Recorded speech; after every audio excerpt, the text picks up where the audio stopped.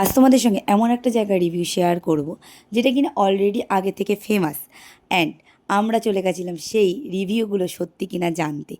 তো মাঝে মাঝে সানডে করে তো ইচ্ছা হয় বাইরে গিয়ে লাঞ্চ করবো, তো এবারে আমরা চলে গেছিলাম ব্যারাকপুর। অ্যান্ড ব্যারাকপুর স্টেশন থেকে বেরিয়ে ঠিক নাক বরাবর রাস্তাটা ক্রস করলেই বাসে করে চলে যেতে হবে কিন্তু ডিবাপির বিরিয়ানিতে। আর ডিবাপির বিরিয়ানিতে গিয়ে যেটা দেখলাম সেটা কিন্তু সত্যি অবিশ্বাস্য। সেখানে হচ্ছে যে মানুষের এতটা পরিমাণে ভিড় যে রাস্তায় পর্যন্ত লাইন বেরিয়ে এসছে। অ্যান্ড সারাক্ষণ ধরে হাঁড়ি ভর্তি ভর্তি বিরিয়ানি ভেতরে ঢুকছে, আর বাইরে পর্যন্ত রাস্তায় পর্যন্ত বিরিয়ানির গন্ধে মোমো করছে। এখানে কিছু রুলস আছে, সেটা হচ্ছে যে ফার্স্টে তোমাকে কী কী নেবে সেটা একটা বিল পে করে তার টোকেন কেটে নিতে হবে। অ্যান্ড দেন তুমি যদি গ্রুপে যাও, মানে 7-8 জনের গ্রুপ, সেখানে কিন্তু তোমার লাইনে একটু বেশিক্ষণ দাঁড়াতে হবে। আমরা যেহেতু দুজন গেছিলাম তাই খুব কম সময়ের মধ্যে আমরা সিট পেয়ে যাই। ভেতরে গিয়ে তো জাস্ট বিরিয়ানির গন্ধে মোমো করছে, গন্ধ শুকেই একদম খিদে পেয়ে গেছে। এখানে স্টাফেদের বিহেভিয়ার সত্যিই ভালো, তোমাকে খুব পরিমাণে হেল্প করবে তুমি যেরকম বলবে।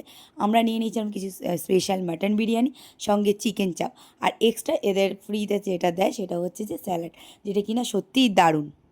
তো চলো তোমাদের সঙ্গে একটু রিভিউটা শেয়ার করি, সেই সময়কে আমাদের কেমন লেগেছিল।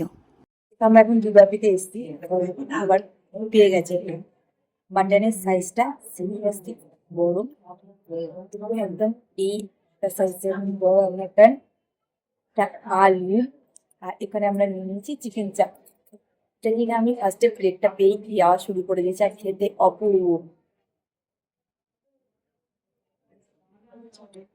ডাল, আর মাটনটা সেরকম খাওয়া। তো আমি তোমাদের সঙ্গে একটাই কথা বলবো যে যারা যারা আমার মতো বিরিয়ানি লাভার আর এখনো পর্যন্ত ডিবাপিতে যাওনি, প্লিজ ট্রাই করো।